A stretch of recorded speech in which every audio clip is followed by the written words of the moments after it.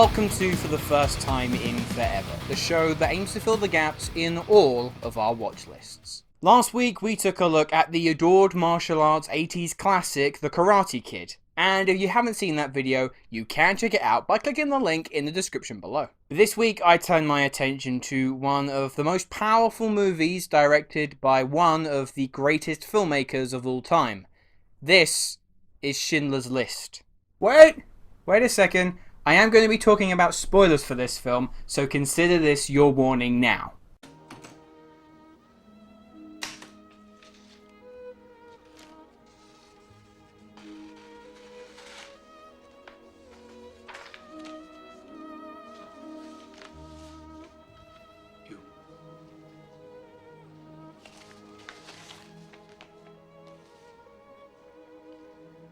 The list is an absolute good. The list is life. Okay, I won't lie and say that this film is going to be particularly easy to review. The Holocaust is one of the greatest tragedies of mankind, and the darkest moment in modern human history. The systematic execution of over 6 million Jews at the hands of Nazi officers during the Second World War. Men, women, children, slaughtered purely because of their beliefs. As far as film adaptations are concerned, there has always been an appropriate air of caution for filmmakers approaching this topic. They want to ensure that their projects pay respect to the lives that were lost and don't come across as pandering or exploitive in any way. In 1940, 20th Century Fox was the first movie studio to depict concentration camps in the film Night Train to Munich, starring Margaret Lockwood and Rex Harrison. Since then, filmmakers such as Roberto Benigni crafted the immaculate Life is Beautiful, with an inspired performance by Benigni himself.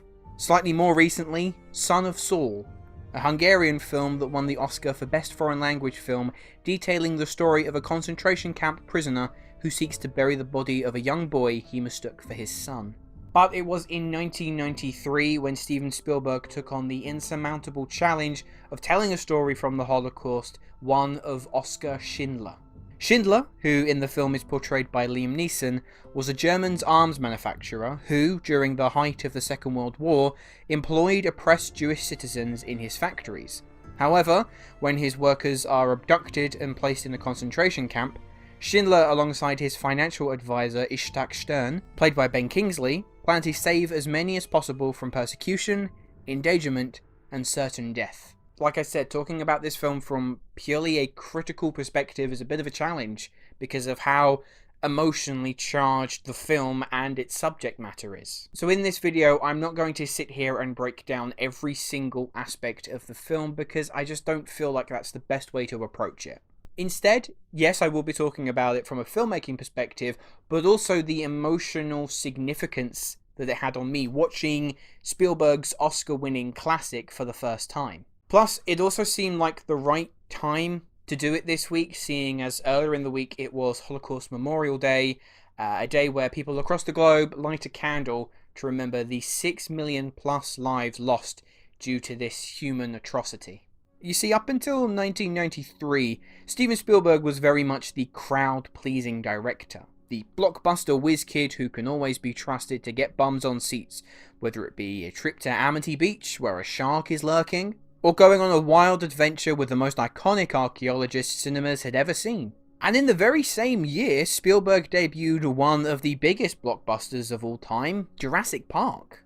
But with Schindler's List, it marked a very significant step of Spielberg entering into a far more adult-oriented demographic. Spielberg chose to shoot the film in black and white. He explained that his only point of reference when researching the film were photographs shot in black and white. So therefore, to retain an authenticity to the film, wanted to kind of keep that style going.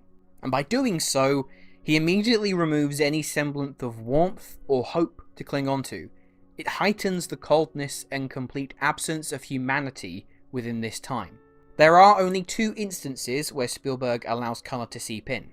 The first, and perhaps most iconic scene from the film, is when Schindler spots a young girl in a red coat during the liquidation of the Krakow ghetto.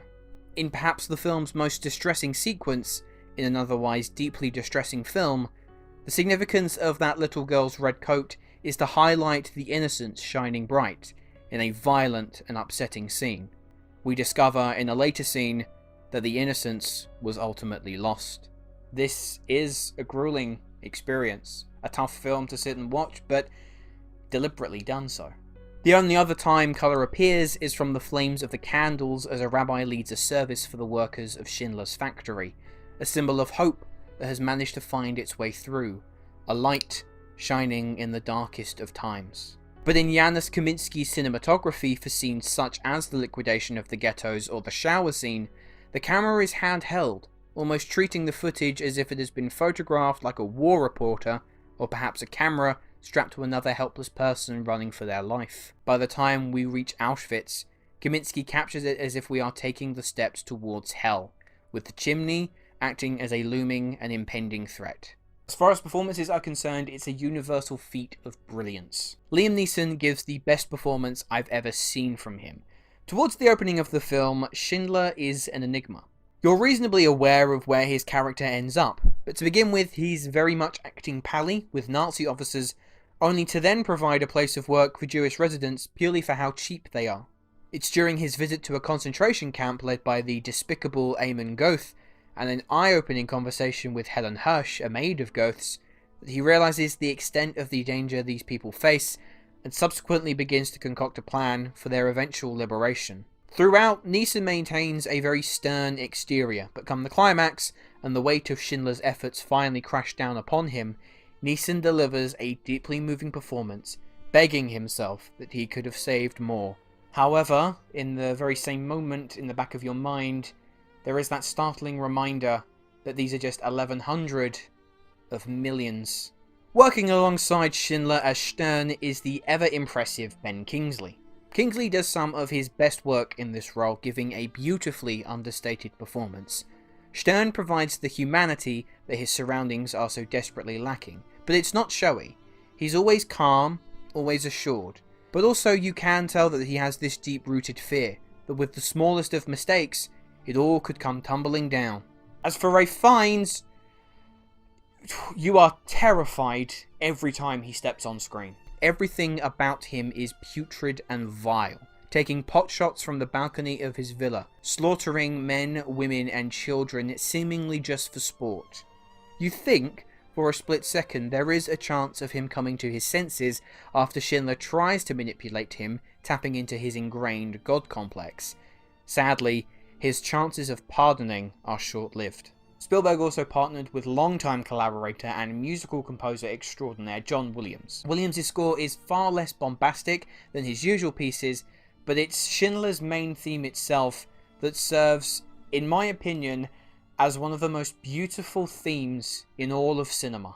It is totally and unequivocally affecting whenever you hear it. Now, as it's widely known, Schindler's List is a long film. A very long film, 3 hours and a quarter to be precise. It's not like a Wolf of Wall Street or a Lord of the Rings Return of the King where those 3+ hours just fly by. Because importantly, it would feel counterintuitive if Spielberg crafted it to simply breeze through Schindler's story. It would be a massive disservice. It's incredibly difficult to watch at points and had me feeling sick to my stomach on numerous occasions, but it is undoubtedly a necessary watch. In fact, I'd go one step further. I think that when you are of an appropriate age and you are willing and you are aware of what you're about to watch, I think it should be made implicit educational viewing. Especially after a report came out recently noting that 63% of millennials and Gen Zers were unaware of the extent of the Holocaust, and that 1 in 10 of people younger than 40 had never even heard of it. Spielberg's account is hauntingly realistic. The scenes of sheer panic from all actors, and God knows how it must have been to film such scenes, do far more than a textbook ever could.